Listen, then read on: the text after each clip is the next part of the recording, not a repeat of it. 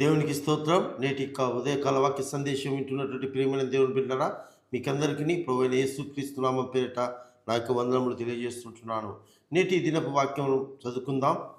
Ruth గ్రంథం 2వ అధ్యాయం 12వ వాక్యంలో నుండి, నీకు సంపూర్ణమైన బహుమానం ఇచ్చేనని ఆమెకు ఉత్తరం ఇచ్చెను. ప్రియమైనటువంటి దేవుని బిడ్డలారా, ఈ యొక్క ఉదయకాల సమయంలో దేవుడు మనకందరికీ సంపూర్ణమైన బహుమానం ఇస్తానని సెలవిస్తూ ఉంటున్నానండి. పరిశుద్ధ గ్రంథంలో నుండి మనం గమనించినట్లయితే ఆది కాండం 30వ అధ్యాయం 20వ వాక్యంలో అక్కడ ఒక స్త్రీ ఈ రీతిగా తెలియజేస్తూ ఉంది. అప్పుడు లేయా, దేవుడు మంచి బహుమతి నాకు దయచేసెను అని ఇక్కడ తెలియజేస్తూ ఉంది. మంచి బహుమతి, సంపూర్ణమైన బహుమతి దేవుడు నాకు దయచేసినని ఈ యొక్క స్త్రీ తెలియజేస్తూ ఉంది. ఈమె యాకోబు యొక్క భార్య. అయితే ఈమెను యాకోబు ప్రేమించేవాడు కాదు, యాకోబు ఇష్టపడేవాడు కాదు. రాహేల్ మీద ఎక్కువ ప్రేమ చూపించేవాడు, రాహేల్ మీద ఎక్కువ కోరుకునేటువంటి ఈ యొక్క యాకోబు. అయితే యాకోబు ప్రేమ భర్త ప్రేమ నోచుకోలేదు.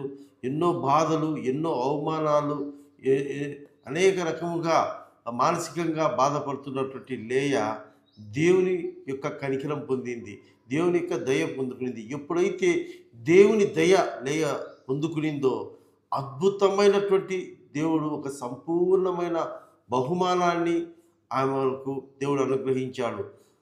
తన యొక్క 4వ కుమారుడైన యూదాను దేవుడు ఏర్పరచుకున్నాడు. ఆ యూదా దేశమును, యూదా వంశావళినే లో నుండే యేసుక్రీస్తు ప్రభుల వారు ఈ భూలోకంలో జన్మించారు. కనుక ఎప్పుడైతే దేవుని యందు భయభక్తులు కలిగి దేవుణ్ణి ఆశ్రయిస్తామో, దేవుని మీద నమ్మిక ఉంచుతామో, దేవుని యందు విశ్వసిస్తామో, అప్పుడు దేవుడు సంపూర్ణమైన బహుమానము అనుగ్రహిస్తాడు. సంపూర్ణమైందంటే శాశ్వతమైంది, అది ఎవరు కూడా తీయలేనిది.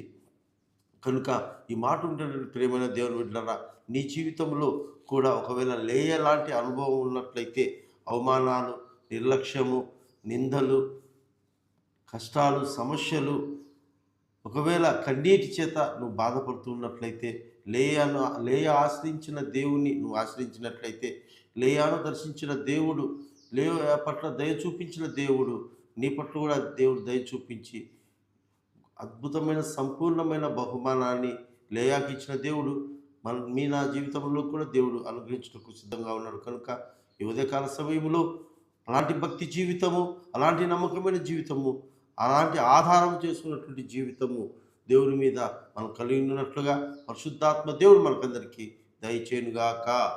ఆమేన్.